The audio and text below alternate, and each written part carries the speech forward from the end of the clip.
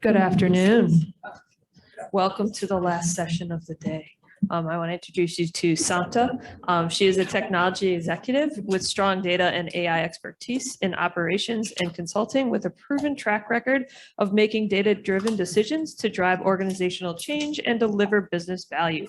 Strategic problem solver with demonstrated proficiency in data and AI strategy, data management, architecture, and governance with a proven ability to understand new situations and apply insights from other industries to achieve outstanding results. She is a technology evangelist for Fortune 500 companies, featured speaker in AI ML conferences, and a recipient of 2021 Women Leader of the Year Award with Women Leader in Data and AI. Take it away. Thank you, Betsy. Hello, everyone. I have to check if she was talking about me, but thank you for the claps anyway. So today, as you all are aware, we're going to talk about the risks of generative AI and also the benefits. I know generative AI has been the talk of the town right now, and we've been doing a lot of discussions with companies across the board on that. But what I wanted to do today is start a little bit in like grounding us on what is generative AI. Why do we think that this is something that's here? And then talk about what it's really good at and what it's not. And then a little bit of the use cases, and then we get into the risks of AI. So if you see this chart here, we all would agree that AI has been around since 1943. So this is not new, right? What is new, though, and why we're all talking about generative AI and AI overall, is the democratization of AI that has happened right now, right? Initially, AI used to be something that data scientists would play with, data engineers would play with, would be hard to interpret. We needed data analysts and business analysts to talk about it and understand what it meant. But now, without those degrees and qualifications, everyone can use AI. Right? If you have all played with ChatGPT, you know exactly what I'm talking about. I have used it extensively to do meal planning, to put constraints on my travel and ask it to like give me a good itinerary. Don't judge me, I'm a mom too, right? So I have another full-time job, I gotta do what it takes. The thing that I also want to highlight on this slide is that generative AI uses techniques from deep learning, right? Deep learning, as you see, has been in existence since the 2000s. So this technology is not that it's been very, very new. We have seen GPT-1 come back a few years back, and then now GPT-4 is where we are at, right? GPT is the generative pre-trained transformers. Now, deep fakes is something that we all probably remember. That during the last elections, it had become a big thing where there were deep fakes and hard to identify, and they were polarizing, there were videos out in the media. That was all deep learning. So it has been around for a while. As you see on this slide, the cool part about generative AI is that it works like our own brains. So it recognizes patterns, it recognizes different things that we see. And it also is something that works very well when you integrate it with other analytical tools, right? So for example, if you want to do predictions, right, you don't really need generative AI to do predictions. But what you could do is use generative AI to explain those predictions. So for the executives in the companies, or for people who are not very data savvy but need to understand a report, you can now ask questions of GPT in normal English because it's large language models, and it can give you the iterations of what's happening and whatnot. So what happens with the benefits of generative AI is that it helps increase efficiency, and we'll talk about how, creativity, and also user experience, because now you're not stuck with like 4 questions that you can ask and you're not rerouted back, or you don't have to pick a live agent versus a chat bot, right? So which is why it becomes very imperative to think about generative AI where in the things that it is really good for. However, there are risks and there are challenges that come with generative AI, which we should all be very wary of. I don't know if you all are following the news on this a lot or no, but there is a lot of IP issues that are coming out. There are a lot of ethical considerations around if I create content, if I have prompted ChatGPT and I've created certain content, who owns the IP of that content? How is all of this going to come to life, right? So those are the challenges that are definitely there. There are also security concerns. there was a company in the news because their code was leaked because someone was trying to make sure that it is using GPT to get some enhancements on the code, right? So the code was leaked. So those things are where the security concerns become very, very prominent. And there's also economic concerns in the sense that this technology, when you start using it at scale, can get expensive. So tokenization is what it works on. When you start using it at scale, it gets expensive. Microsoft has come out with Microsoft Pilot, but depending on how much you want to scale, how many users you want to buy it for, the costs can add up. So those are a few things to keep in mind. Now, if you remember, when I started on my first slide, I spoke about getting into the use cases, right? Because this is something that is very, very important. So the coding aspect, so when you're thinking about using generative AI for codes, it works very well. There are some studies out there that say that it can increase proficiency by 55%. Proficiency, i.e. effectiveness, right? By 55% when you use the help of ChatGPT to either generate code or help you debug a code or whatever else, right? But remember the security concerns, we'll get to that in a minute. And then there's also the text part of it. So the Writers Guild was on a big strike because they are not very supportive of the fact that their jobs can be taken away if ChatGPT is generating articles, if it is used to write blogs, right? So the threat is real, but I have tried to use ChatGPT for a few things when you're writing, even like when you're writing an email, like put non-confidential things in there and it gives you really good outputs. But those are things that ChatGPT does well, but there are concerns around that as well. And then when you think about speech, so the one example that I'll dig in here into is the call centers. So you can use GPT to actually create call summaries. The coaches in the call center can train the employees, and the front-end call center representatives can cater to the customers very well, because what this also does is it helps through knowledge management. So if there is an issue that has come up during the call, the rep can easily get like when it had last happened, what had happened, how was it handled, and can help and educate the end customer with all the knowledge that has been collected by the company for over years. We at EY are using a lot of generative AI to go through the knowledge management because we've been in business for a long time. And what we are trying to do is make sure that we are able to not only tell our clients that we partner with on what they should do, but we are being a use case in ourselves to make sure that we're giving them the right advice that we could. The other thing that it's really good at is generating images. There are some biases that we will talk about, but generating images, being able to create like movies. If you go and Google, there's a Star Wars, put Mid-Journey Star Wars, and there's like a 2-minute video that comes, which was created in like less than 10 minutes without a photographer, without a cinematographer, and it was just done by DALL-E and Mid-Journey, I think. Mid-Journey, not DALL-E. So that's another thing where generative AI is doing very, very well. And these are sort of the prominent use cases, not to say that this list is all we have. There is a lot of other things that are happening in the HR space, in the financial space, wherever there's like a component of being able to summarize or being able to get insights and being able to like talk to the models and get a lot of details. That's where we're seeing a lot of uptake on this. Now, the good part about we sort of like spoke about all the good angles of GPT and what it does and, how things matter and don't matter and what happens, right? However, there are risks, as you can see, associated with the use of this technology. So because these models are called large language models, and they're trained on a lot of data from the web, as you all would have heard. So it is very, very hard to measure the trust and accuracy of what you're getting, right? And where it's coming from.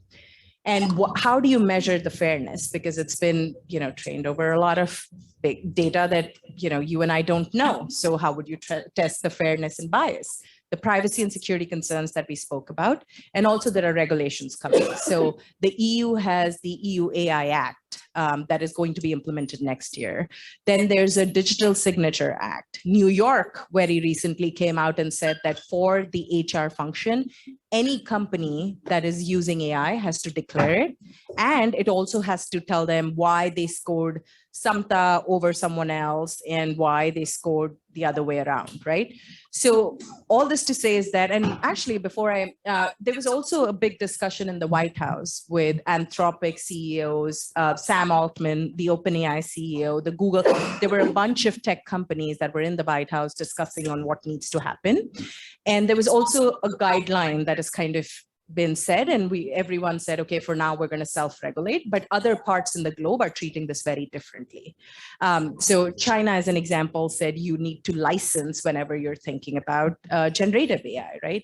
And then there are other countries that have said, we're not going to regulate at all. So there are points of views, but there's no right or wrong answer as of now as to what is going to truly flourish, because there's a very thin line between being able to innovate with this technology versus being regulated, right? Because they're in the pharmaceutical industry, as an example, like they're talking about how this technology has been able to recognize patterns, do drug discovery, and do things that have not been historically done easily and have taken a long time. But now with this technology, it is getting much easier, much closer to get done.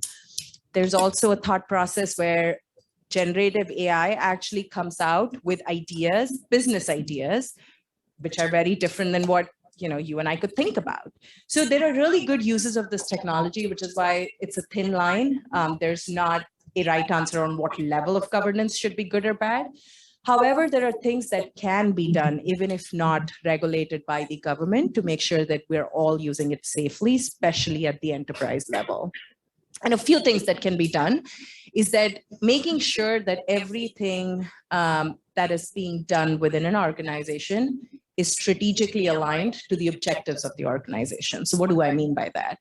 So if the organization has values that they are thinking about in terms of the ethical values or the values that they have prescribed in their vision and mission, whatever that may be, and whatever they are trying to accomplish, the usage of generative AI should be very aligned to that. It should be very strategically aligned to say, okay, and I'm just making up an example, but we are going to use generative AI to identify new revenue streams. But there has to be a clear idea of who's using it, what is it being used for, how are we thinking about it strategically versus everyone just going and doing their own thing, which is good to get innovative ideas. But at the same time, there has to be a structure and governance around how you think about doing it.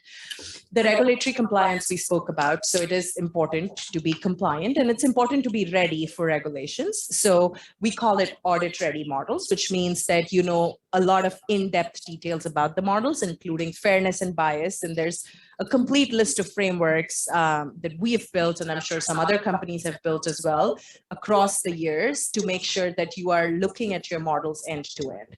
You're monitoring your models for drift. You are looking at data drift. You're thinking about design risks. And so it becomes very imperative to have all of that there. And again, no one wants to be in the news for the wrong reasons, right? So brand, making sure that it's not being used for things that are going to cause any kind of brand reputational loss is key. Now, if you see this framework, this is something that we pride ourselves in because this is built over years and with knowledge that grew within financial services institutions. The reason I say that is because financial services institutions are highly regulated, as we all know. So we grew up in that, built these frameworks over years, and went and identified 5 key principles. Now, these are changing every minute. So, there might be more, but this is sort of like the starting point of when you think about ethical or trusted or responsible AI, whatever you want to call it, right? So making sure that the model performance is in line with what you had planned when you started building the model and when you started using the insights. Making sure that the model is transparent. So where the data came from, how the model is performing, what were the statistical methods that were used to build the insights that you have today and that are being used by the business. And making sure that everything that the model is doing is explainable. Now, you might say, okay, deep neural networks, large language models, those are hard to explain. And yes, they are hard to explain. There are multiple techniques that are being played with right now where people are thinking about using point analytical solutions to test these models and figure out how they're using. There's also a latest thing where people are talking about LLMs testing LLMs, which I am not a big fan of because it's really hard to then like get out of the loop and truly understand what's happening, right? So unless there is a very clear description of where the human is going to play, LLMs testing LLMs is a whole different world that we are all trying to navigate and figure out. Now, making sure that the data is unbiased is not always feasible, especially again with LLMs. However, what you could do is look at it from the user perspective. So switching a little bit from the unbiased data set to the user is another way to be able to monitor your LLMs and think about what's happening there. Having different, I'm not going to call them like lines of defense, but basically having like a model builder and then having a reviewer and then making sure that the executive committee knows what's happening is very, very important. So we did touch upon a lot of things here, but just with the models themselves, right, as they stand today, the risks that are there, like the ethical ones we spoke about, the privacy is along the lines of making sure that, you know, none of your data that you don't want to be leaked is out there, like making sure that you have the privacy controls in place. There is like a whole way of reviewing those. And I'm not saying you need 10 governance boards to be, you know, on board to make sure that this is working, but whichever governance board you have should have an inclusive list of skills that are now needed to be able to test generative AI. And if you're using regular AI models, I'm hoping and expecting that there would be some kind of documentation, model inventory, or other things that you already have in place, which you could add on to as you think about generative AI. Now, false information is another interesting challenge that comes with LLMs, which in other terms is called hallucinations. And the models give you gibberish, but the challenge is that they give you gibberish with a lot of confidence. And it is hard to say what happens, what doesn't happen. Google very recently said they are going to try to watermark images that are created by generative AI. And there's going to be, there are talks around how all of this content can be sort of sifted through to say whether it was AI generated or human generated. There are startups that are working on it, trying to figure out modes and nodules, but something that we need to be very careful of is the false information. Now, the trust in AI is a very interesting thing, right? Because sometimes, I don't know if you all read this, but news has been very fascinating for me lately. When after all this has come in, there was a lawyer who put a lot of details and submitted some documents to the court, and that was all, you know, it wasn't right? That data was incorrect. But again, it was the way ChatGPT gave references, or GPT is what I should say, gave references, gave links, it seemed very real. So which is where the hallucination, which is the false information and how much you're depending on the models becomes very key. Because we as human beings have to sometimes, you know, recheck and double check the work of what we are getting and use AI as an enabler to do our jobs better, but not really just let AI run the show for us, which is where the dependency angle comes into being. So it's all about being able to use it to augment our day-to-day tasks, drive efficiencies, whatever we need to do, but also making sure that we are using it and thinking about it in the right way. So what can generative AI, what are different things that happen, right? The confusion with ambiguity is very tied to hallucination, so I'm not going to spend too much time on it. The inability to understand emotions, right? There's a talk around how when we get to general intelligence, there is going to be the emotions that are going to be tied to artificial intelligence, and there's a lot of things that, you know, are in the works. A lot of research is happening. However, right now, generative AI does not understand emotions. So it's, you know, it's not that it can just come up and say, oh, I think you're angry, right? Or anything of that sort. And then the context that it has is very, it is very broad in the sense that it's trained on a vast set of data, but it is very narrow when you're trying to use it for your use cases within your environment for specific set of data that you have. So as a company, when you try to use generative AI on your data, you have to fine-tune those models. Fine-tuning sometimes messes up accuracy. If you don't have the right technical guardrails, and or the governance guardrails, it is very easy for the model to hallucinate. So something to be mindful of and careful when you're trying to do it in your environment. Now, on the same token, when you try to customize these models, they're not the easiest to customize, right? They can, depending on how you want to scale them, what is the use case you're using it for, they can get expensive. So thinking through that as you're building your strategy, and which ties back to the strategic alignment that we spoke about, is very imperative. Now, what are the roadblocks to the adoption, right? We just spoke about the governance angle. So what is the thin line between governance? How much do you govern versus how much do you just let everyone do their own thing and innovate? And when everyone is using it differently for different reasons, how are you as an organization going to make sure that while you're not losing competition, you are also not getting in the news for the wrong reasons? So that becomes very imperative to do.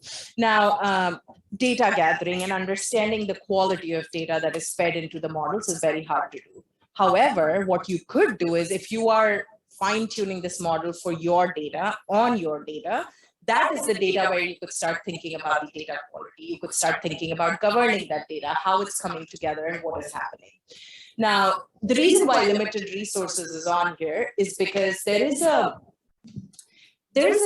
little bit of a shift, right, from like data scientists to prompt engineers, and what is needed to build these models, like the system prompts and the user prompts, versus actually having to build predictive models or regression models, right? So the talent and the type of talent that's needed is slightly different. Not saying that, you know, data scientists cannot do it, but it's also like you don't need every data scientist to use an open source LLM, right? So just being mindful of what is needed right now as you think about these use cases is also very important.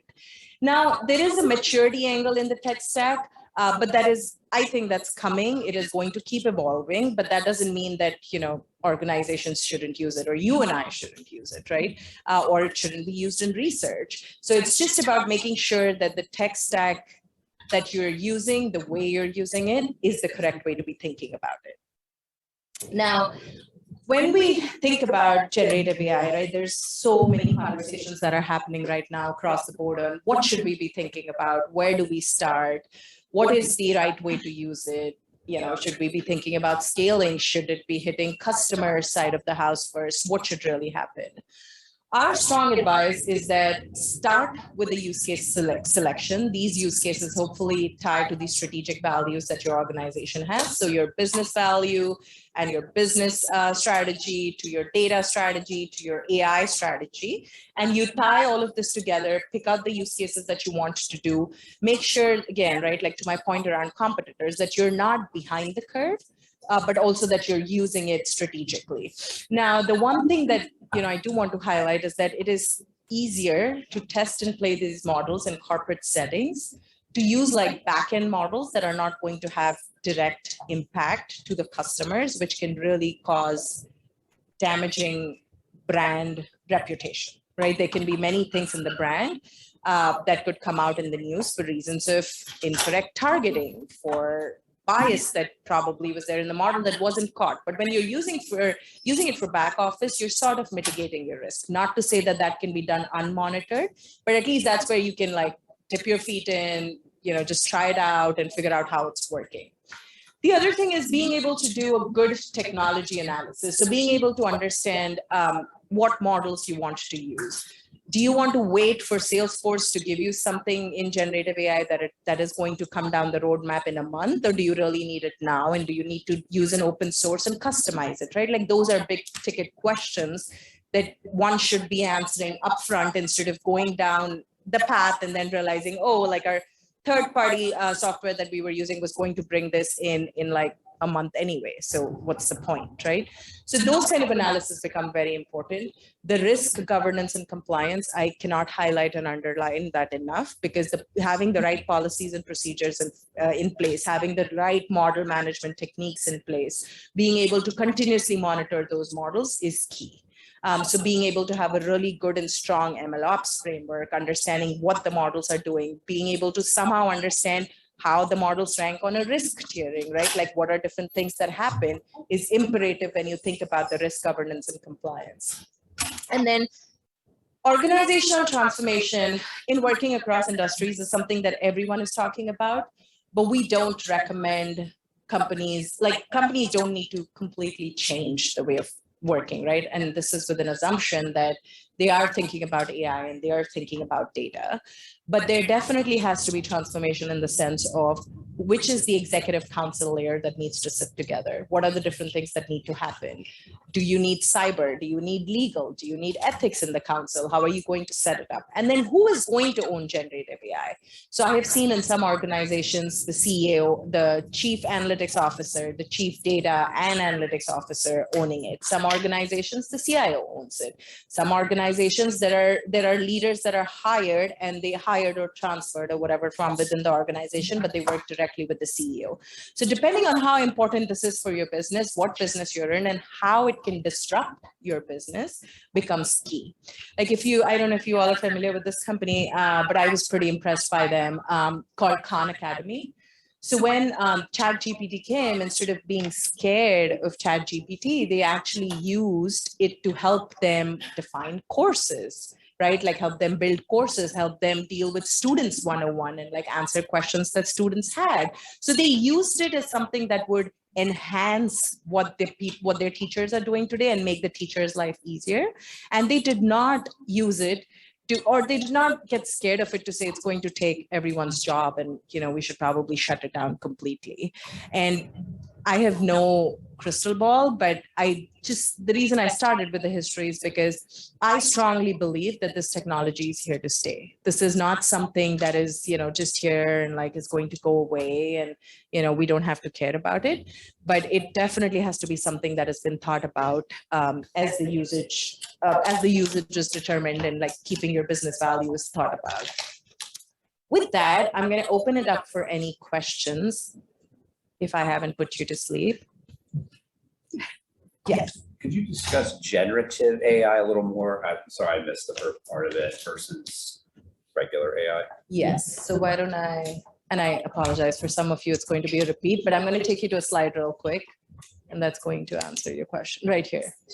So generative AI is a part of AI. So it's not something different. It's the deep learning technology that powers generative AI, and deep learning has been around since the 2000s. So it's not something that is new as what we were discussing could you at the give some beginning. examples of companies that are just doing generative AI versus, let's say, OpenAI?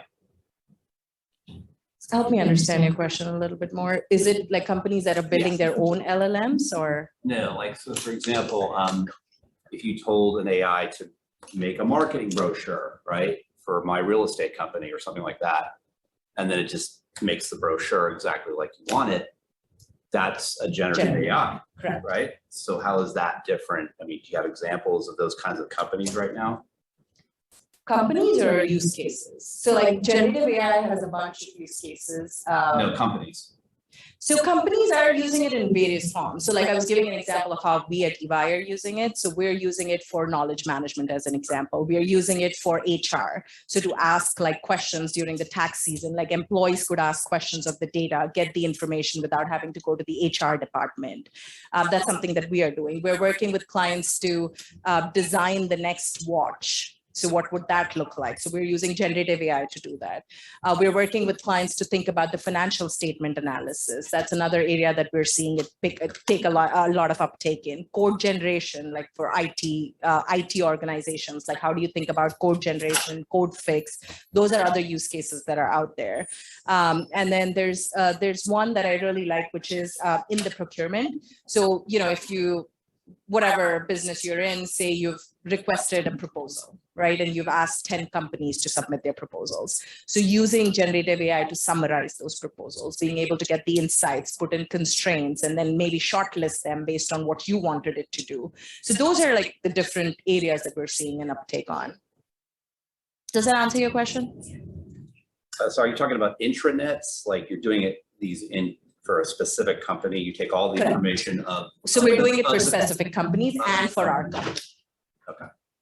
It's not available for the general public. It's No, these are large language models. So most of them that we are doing, we're using large language models that are open source, but we are customizing or fine tuning it for our clients. got it. I would, a question that okay, sorry, I'm sorry. A question I have is around generative AI in the image space. Can you speak to that? Like, how much has it been used in specific business, right? Not necessarily, you don't have to give me an example, because I'm looking to kind of generate images very specific to my work, but I don't find it that easy. Yeah, ease of use is definitely an angle. And to be honest with you, so this might sound funny, but like I have a lot of women that that are in the industry and doing a lot of things. So we were just having a conversation, and we said we were going to use the app was used to generate headshots. So like you give it images and it generates headshots.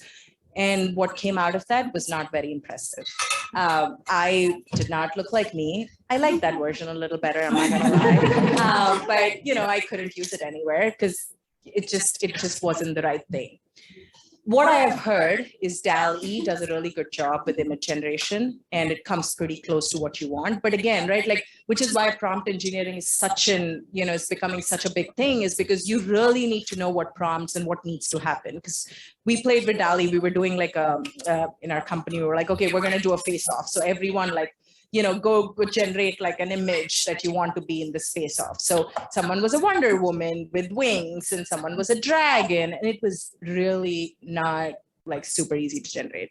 Again, I wasn't quite happy with my output, but I went with it anyway and won the first round. So maybe it wasn't too bad, but it's not super easy is the short answer. Yeah, I'm looking more specific to equipments and not even human and animal. So which apps have you tried? I have been only using Google's. Yeah, try DALL-E, try a few others, and yeah. But again, yeah, prompt them very carefully, and you might have to go through a few iterations, and yeah. Okay, thank you. Sure. Yes, I know your hand was up first, so we'll get back there. So I work at a creative agency, and one of the things we always have to make sure we're building out any kind of key art or digital media is like making sure all the copyright is clear as day in anything that we're building for a client. I'm curious about the copyright issues here or the ownership, especially with generative AI. I understand it's a brand new image, but it's pulling and scraping and learning from somewhere. And it might just from everything you've created. That's one of the Wild West. But is there any kind of perspective on that and where the copyright might land? Yeah, so I am not a lawyer by any stretch of imagination. You could have probably told from my presentation. So I'm not the right person to answer it, but to the best of my knowledge, this is all still in the courts. There has not been a right answer that's been determined to say, who owns the copyright and or the IP of what's been generated by generative AI. But it's a very big discussion that is happening every single day. Thank you.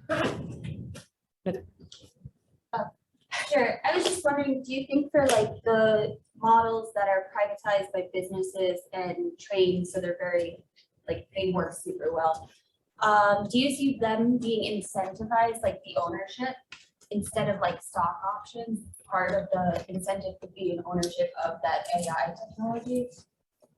It could be. I mean, I don't see why, but also like, so if you think about Bloomberg for a second, right, because they have come up with their own privatized model.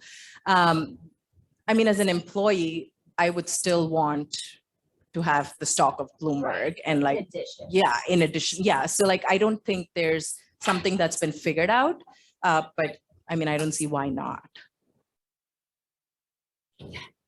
Wait, can you wait 1 second for the mic so that the recording can pick it up? I think we're also at time. So after your question, I can take one more. Thank you. I'm not sure if it was in this, like the next slide or the one coming, but you were highlighting the benefits. That was the next. The what? The benefits of Oh, of implementing that one. Yeah. Exactly. And you were mentioning the efficiency increasing and the increasing the creativity too. So I was curious to know what are your thoughts about how the team will look like in the future to take advantage of the generative AI and of course promote that, right? Like the increasing creativity and the increasing efficiency. How do you see the like formation of a team taking, the best of this new technology? Yeah, so to be honest with you, I am not in the camp of like all gloom and doom, right? AI is going to take all jobs and team structures are going to change drastically and no one is going to exist. I am not in that camp yet, right? I could be totally wrong, who knows? But I also think that when you think about like increased efficiencies and creativity and everything that GenAI can do, the skills are going to change to what I was saying, right? Like, it's not that like, no one is going to be needed, but it's just like the Industrial Revolution, just like how things changed, people had to get different kind of skills to get done. Even when the web came out, right? There were so many people who were scared of www, and now it's like an everyday thing. I think that's what's going to happen with generative AI. And I think like there are going to be new skills that are introduced, like prompt engineering. There's going to be like the governance frameworks, the ML ops is going to get much stronger. So those skills like ML engineers are going to become much important. Of course, data scientists would always be important because this will sit on analytical solutions that they would be building. And of course, they would also be able to do prompt engineering. But the short answer to your question is I don't see like everything changing and everyone's skill set needs to change tomorrow. I think there is going to be change that's going to be needed in the way teams are formed, what skills are coming together, but it's only going to be to enhance what you and I can do.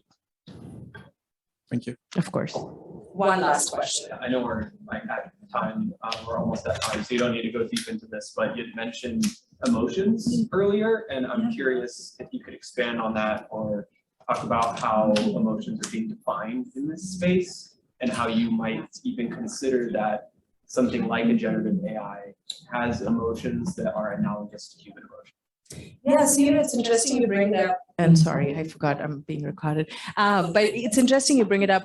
Just the other day, I was listening to a podcast, and they were talking about how these models get anxious. So, to your point about like the human emotions and, what happens. So they were talking about the model getting very anxious and model anxiety being a real thing. So for example, if you keep telling it like 10 times, what you're giving me is wrong, like I don't understand it and whatnot, the models hallucinate a lot.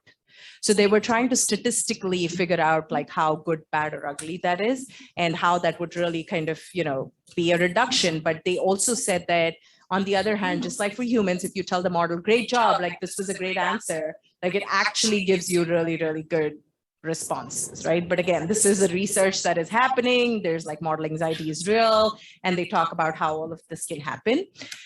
What I don't think the models can do is tell, kind of say that, oh, like facial recognition, she looks angry, right? Or like she's sad, or like she's super happy. Like now I can change my response to what I give her. That's not something that can happen today. Okay. Do I have time for one more? Okay, last. Yeah, I mean, I was a bit perplexed when you talked about models failing to understand emotions, because to me that would sound like just we might not be there yet, but I don't see any reason why there's an inherent problem in the structure of LLMs which would not allow greater training to get them there. Does that make sense? Yeah. So I don't think I said there was a problem to not get there. We were talking about what it doesn't do today. All right. And, no one had thought what LLMs does today was going to happen anyway, right? So I have no silver bullet to tell you how quickly that's going to happen or not happen. But what it cannot do today is what we were focusing on, not that it cannot do it 2 days from now. Or 30 minutes from now. Right, makes sense. And here's the thing, like the speed at which these models are learning is just immense. So we never know. But thanks for the clarification. Of course, no problem. All right. Thank you all. Appreciate your time today.